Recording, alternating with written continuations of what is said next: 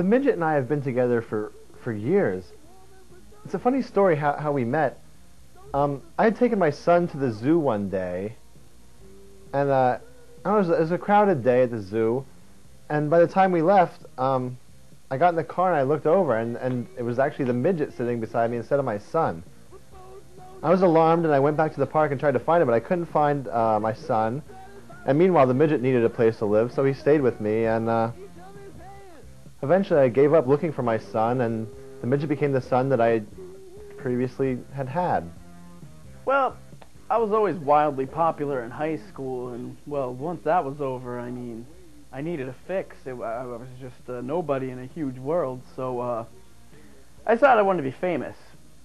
So I talked to a recording friend of mine, Mitch, and I asked him to get me a backing band that, you know, somebody to do all the work for me. I don't know how Mitch got the idea to pair us with Sunny D. Apparently Sunny D must have heard somewhere on the streets that the midget and I were pretty darn good, and would be the perfect group to back him. So I went to Mitch and I just said, Mitch, get me the two biggest schlubs you can find, and I demanded the lowest self-esteem, because I need to be able to tell these schleps what to do, you know. And so he comes to me with this wolf, this Corey Wolf, and this midget.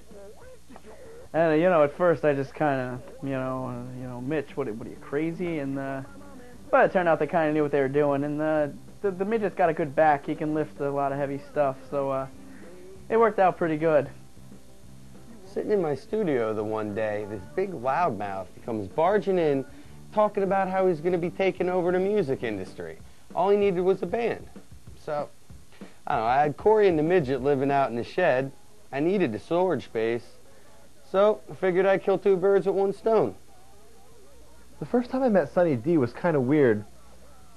Mitch brought us over to meet Sunny D, and here was this huge, larger-than-life, charismatic, you know, definitely, what else could he be but a front man? I said, "Hi, Sunny D, my name's Corey Wolf," and he gave me his keys to go park his car.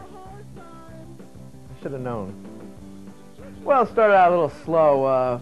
We went into the studio, and I asked Corey, you know, show me some of the stuff he had written, and I gotta tell you, most of it was ridiculous.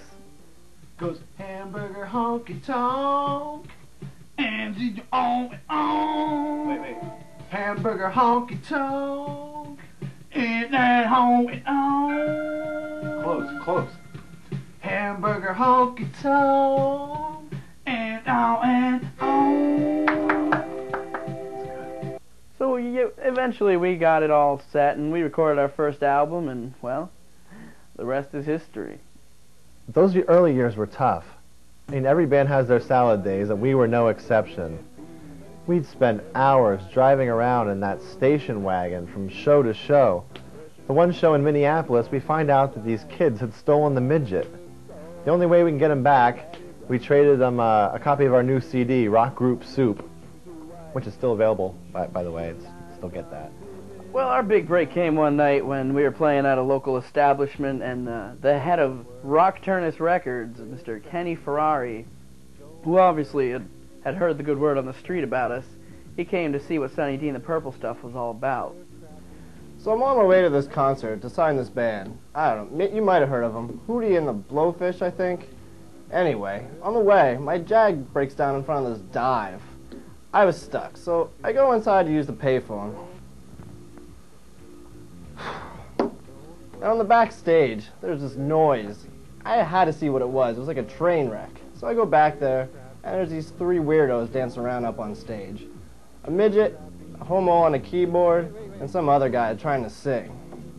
Turns out the homo on the keyboard is a mechanic. He finds out I'm a record exec and tells me he'll fix my car if I give him a record deal. I was stuck. Nothing else to do. So I signed him. I could tell that Kenny saw something special in Sunny D and the Purple Stuff. The way I see it, at worst, they were a tax write-off. Now, with fame came more fans and more money. Now, more fans, to me, all that meant was like more kids pounding on the van while I was trying to sleep at night. That cheapskate wouldn't even let us stay in the hotel with him. No, we had to guard the equipment. We couldn't even hire somebody to guard the equipment. he made me do his laundry. The one time, out of his satin red, white, and blue jumpsuit, out of the pocket, this receipt came out, $58,000 for the week of June 4th to June 11th or something. $58,000 for the week, and we're still sleeping on the amp in the van? Well, a lot of people say popularity changes people, and I'm sad to say that I saw that ugly truth firsthand when Sonny G and the Purple Stuff started taking off. Suddenly, Corey and the Midget, it was give me this, give me that, take, take, take.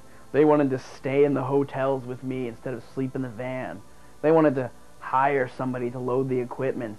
They wanted to share in my food that I was getting. It was really getting ridiculous. It was time for a strike, and the Midget and I set forth an ultimatum. Either he gives in to some of our demands, or we walk.